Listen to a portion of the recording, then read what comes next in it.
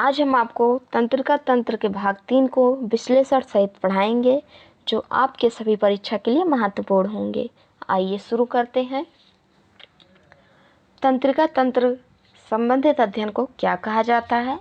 Options कुछ इस प्रकार हैं: यूरोलॉजी, साइकोलॉजी, न्यूरोलॉजी, इनमें से कोई नहीं। तो बच्चों, मूत्र विज्ञान के अध्ययन को यूरोलॉजी कहते हैं और मनोविज्ञान के अध्ययन को साइकोलॉजी कहते हैं। न्यूरोलॉजी में मस्तिष्क के अध्ययन को न्यूरोलॉजी कहा जाता है। अब आप आंसर आसानी से समझ गए होंगे। आपका सही आंसर होगा ऑप्शन सी, न्यूरोलॉजी। तंत्रिका तंत्र संबंधित अध्ययन को न्यूरोलॉजी कहते हैं। बढ़ते हैं अगले क्वेश्चन की ओर। दो न्यूरॉन के बीच के जंक्शन को क्या कहते हैं? विकल्प हैं साइनेप्स, हेनरी के लूप, एक्सॉन इंट, ए और बी दोनों। सही जवाब है ऑप्शन ए, साइनेप्स। दो न्यूरॉन के बीच के जंक्शन को साइनेप्स कहते हैं। नेक्स्ट क्वेश्चन, आवेगों को संवेदी अंगों से केंद्रीय तंत्रिका तंत्र तक ले जाने वाले तंत्रिकाओं को क्या कहते हैं? ऑप्शंस हैं चालक तंत्रिका, अफवाही तंत्रिका, संवेदी तंत्रिका, ये सभी। आंसर गेस कीजिए। आपके पास 5 सेकंड का वक्त है। आशा करती हूँ बच्चों आपने आंसर गेस कर लिया होगा। आपका सही आंसर होगा ऑप्शन सी, संवेदी तंत्रिका। अब हम तंत्रिका के बारे में। संवेदी तंत्रिकाएं, इनमें संवेदी तंतु होते हैं। ये तंत्रिकाएं आवेगों को संवेदग्राही अंगों, संवेदी अंगों से मस्तिष्क तथा मेरुरज्जु तक ले जाते हैं। देखते हैं अगले क्वेश्चन को। अधिकतम अनैच्छिक क्रियाओं को कौन नियंत्रित करता है? विकल्प कुछ आपके सामने इस प्रकार हैं: प्रमस्तिष्क, नुमस्तिष्क, मस्तिष्क। आंसर कीजिए। Right answer is option B, मध्यांश। अधिकतम अनैच्छिक क्रियाओं को मध्यांश यानी कि मेडुला नियंत्रित करता है। देखते हैं अगले क्वेश्चन को इसी क्रम में। मानव मस्तिष्क किसके द्वारा अच्छी तरह सुरक्षित रहता है? तो बच्चों आइए देखते हैं कि हमारा मस्तिष्क किसके द्वारा अच्छी तरह से सुरक्षित रहता है।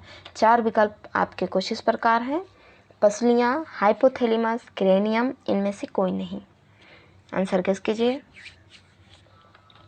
Right answer is option D, cranium.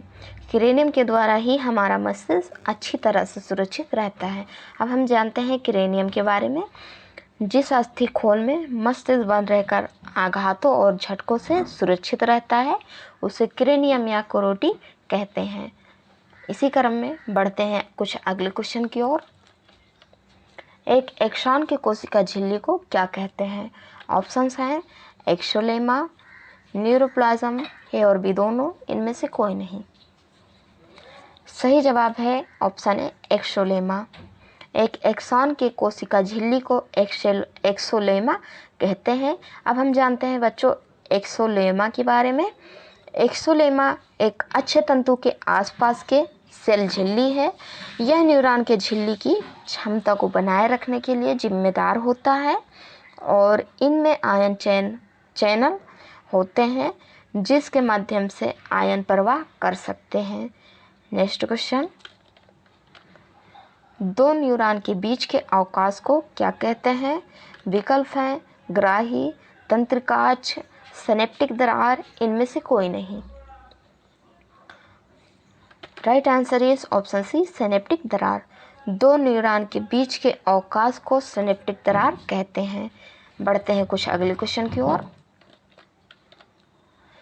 EEG इलेक्ट्रोएन्सेफलोग्राफ किसके कार्य को जानने के लिए किया जाता है?